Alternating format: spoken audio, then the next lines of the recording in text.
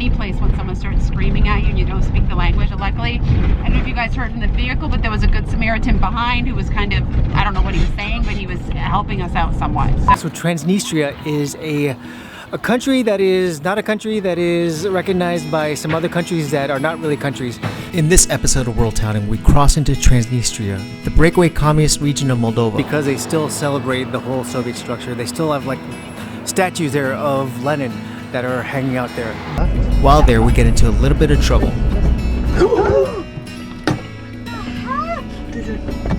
Don't just go. They go up. No, go, because you don't want to fight with him. Will has a thing where he says he wants to go where no one's gone. And I know that everyone's gone to these places, or at least someone's gone, but we're really trying to make an effort to go to the places that are undiscovered or lack tourism among the other countries that we're visiting. Now, I am going to some place now that initially I said no way, and it took me way out of my comfort zone.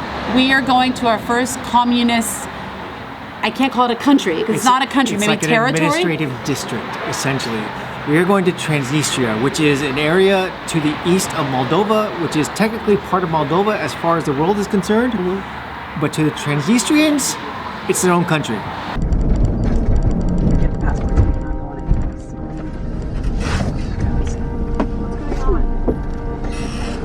in. We're at the border. So if you're scratching your head saying, what is Transnistria? I've never heard of this place before in my life. You're not alone. It's the country that officially does not exist, or at least it's not officially recognized as an independent sovereign country by the international community. The Pridnestrovian Moldavian Republic, or what's more affectionately known as Transnistria, is a breakaway region belonging to Moldova. But don't tell that to the Transnistrians, who have declared themselves independent and have ruled as such since 1992. We're now gone through the Moldovan side of the entry into Transnistria, and at this point, we're like in no man's land. We're just basically now entering in. When they asked us where we were going, we just said we're going to go check out the town. They said, okay. They didn't stamp the passports or anything, because for them, we're still like in native soil. But how did Transnistria get to what it is today? A Russian-supported communist area nestled between two countries, the Ukraine and Moldova, who are trying as hard as can be to join the EU and distance themselves from their Soviet roots.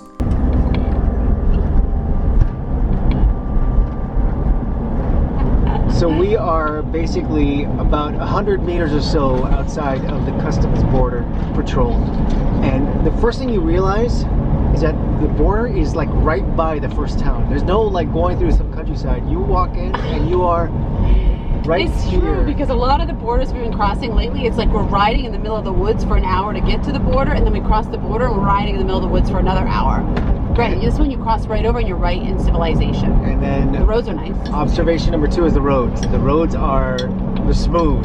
We were driving in Moldova and it wasn't this smooth. No. I'm a little glad, because Lemonade's been taking a beating for a long time in Moldova. I think she's got a lot of screws loose now. And then observation next one, as far as going through the customs border control, it's kind of chaotic. There's not. Basically, it took us like, what, a while. About half an hour. You had to go through like the passport control, but they don't stamp your passports. And then you have to go through customs, in which they basically sit there and they peruse your documents for a little while. And then they ask for the equivalent of what is like $5 US. And then they stamp a document, but that whole thing took a while. Yeah, you were gone a long time. And a lot of cars came right after you, but you had to go in a special line. Is that why? Because you were the first one in the line. Yeah, I had to go to the other line. I had to go through the passport people. And finally, after that, in the customs area, there is signs all over the place saying, do not give any bribes, do not allow yourself to be subject to bribes, do not do anything. By the way, there's a tank right there, which is crazy. Where? But right over there. And so Avalon read online that there's a lot of corruption here within the government. And what is that? Another tank. More tanks. No, but look, what's this guy doing? Okay. But so far, I mean, it doesn't feel really any different than any other country that we've come into. Does it to you? Except for the tanks. Except for the tanks. There are a lot of tanks around. There's a lot of tanks around here. During the 19th century, present-day Moldova was part of the Russian Empire. In 1924, the USSR created the Moldovan Autonomous Soviet Socialist Republic, modern Transnistria. During and after the Second World War, the USSR regained control of all of present-day Moldova and maintained control over this area until 1990. In that year, Moldova, still part of the Soviet Union, held its first free election since becoming part of the USSR. a pro-Romanian ethnic nationalist party won control of the government. Its policies demoted the status of the Russian language in Moldova and discriminated against ethnic minorities who made up more than half of the population of Transnistria. Many of the ethnic Moldovans in the region were also native Russian speakers. Upset by these developments and fearing that a Moldova-Romania union would further marginalize them, Transnistrians declared the region independent of Moldova and named it the Pridnestrovian Moldavian Soviet Socialist Republic. Pridnestrov means Transnistria in Russian.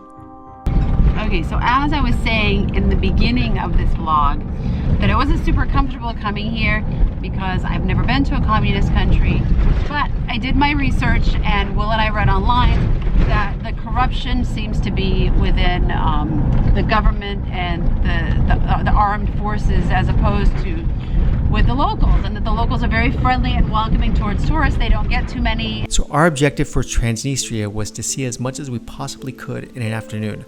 Not to go crazy, but to drive around the city and to figure out what life is like in a currently communist country, which is not really a country. One of the things we realized at the very instant that we got there is that driving in Transnistria is a little bit of a challenge. Don't, just go. Make a left. No, go, because you don't want to fight with him.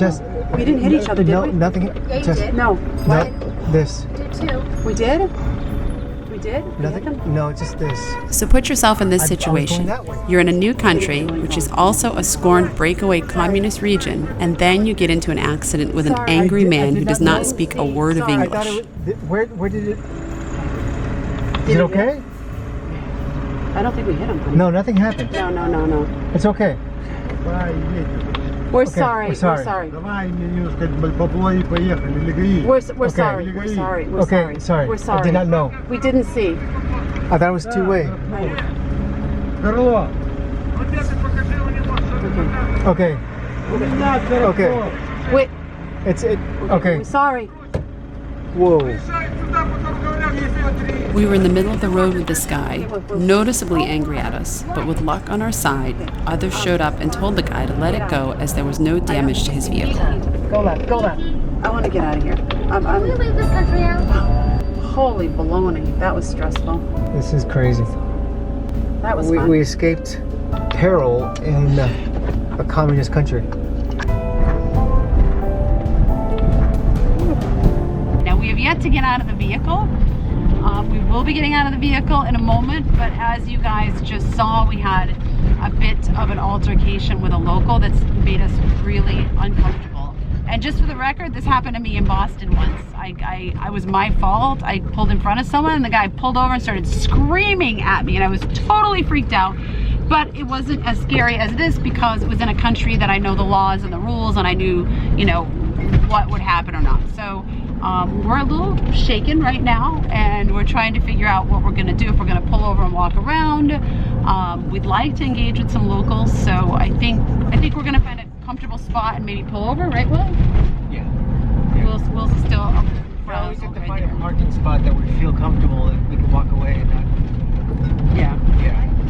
That was a little scary. Even though we were shaken up, we had only been in Transnistria for 20 minutes. To call it quits and turn around would mean we had failed. We had to get out there and see this place, or why bother calling ourselves WorldTowners? They really follow the traffic laws here. Did you see that? No one jaywalks. Nobody jaywalks here. I almost did it, but I don't want to go to jail. Besides for striking a vehicle. Yeah, that too. I think like 3 strikes are out, right? So we're now walking down the streets of Tiraspol, which is the capital of Transnistria. And what we're finding out is that this is a city of 160,000 people, of which there's a very large non-cloud cover, so it's making this really bad sunlight, but that's okay. And that you cannot use any type of Moldovan currency. You can't use euros here. I think you may be able to go to an ATM and pull out cash. But the problem is that if you pull out cash, you can't exchange it back into any normal currency when you leave. So if you do take out cash, use it before you lose it, because once you get back into EU land and sort of into non-Transnistrian land, that's it, because no country in the world actually recognizes Transnistria. It's the biggest ally, however, happens to be Russia. And they don't even recognize them. They're like the battered mistress that sort of they keep on the side, but yet they don't sort of pay attention to them. One of the things we found out quick was that using a credit card in Transnistria is not exactly a common occurrence. Therefore, ATMs are the way to go. So apparently there is a little technical difficulty with the ATM. I'm not sure if the ATM systems recognize cards from other areas here. So instead I'm going to go to what looks like an exchange office. Probably going to get taken on the exchange rate just a little bit, but when it's time to eat, you essentially have to do what you have to do. Okay, here we go. Hello. These are the currency exchange rates essentially around the board. I'm sorry? Passport? So basically taking out cash in here is going to one of these offices and just taking the rate of the day. I think I'm gonna get basically like a couple hundred, which is about $30 US around there.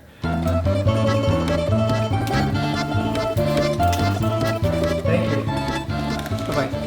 300. Here we go. We're gonna get some food. And you walk around and you see decorated generals of the Soviet army. That's what I used to see in the US. I did not see that in the US. Sometimes people think, oh, well, you guys can do this and we can, and you know, this travel thing and whatnot, and do you get stressed out or do you get nervous? Okay, we have those moments too. So right now we are taking a pause from our tour around Transnistria. It's a hard word for me to say. And we're going to have some waffle therapy. I don't believe it's a local food. I'm gonna have to check on that. We're having a bit of a language difficulty, so I can't ask too many questions. We'll use our Google Translate. But we're gonna stop for a little break, have some waffles. The kids are there's a chess game, play chess, regroup so that we can come out and see more in a better space and not be so frazzled after our encounter with the traffic app thing. Of course, Jessica finds the only people in all of Transnistria speaking English. We're getting this one and then 2 of the Kit Kats. We're gonna skip the vegetables because we need food therapy right now. And even though we love vegetables, I'm not a big fan of waffles and vegetables together. Oh, can I try that? Can I, just a little bit? Nope. You find someone who wants to take a picture with the pink hair everywhere, I know. don't you? I have usually people want to take a picture with me because I have pink hair under here, Yes, but it's hiding so cool. today. Thank you. You're so sweet. Oh, thank you. Thank you. We'll see you later. Bye. Oh, you made a friend, Jess. I made a friend. Oh, she makes friends everywhere. It happens every time. I know. I don't know why. I'm not that interesting. After getting our wits back, we were able to see why this place is so different. The pro-Soviet/Russia propaganda is everywhere. In return, Russia provides free gas and supplements residents' pensions. Russia also provides Transnistria more than 1,000 troops to help maintain its borders. So Transnistria is a country that is not a country that is recognized by some other countries that are not really countries.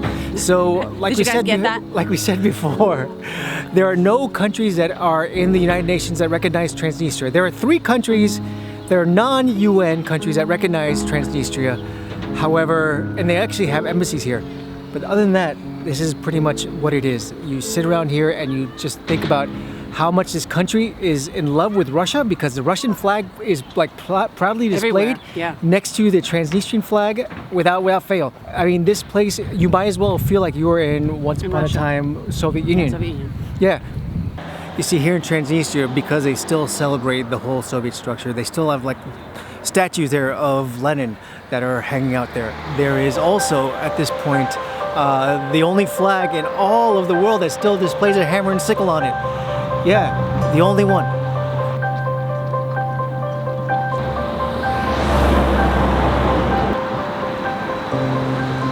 We are about 45. We had a bomber back there. Hey, Abs. We're probably about a half an hour before we're out of here.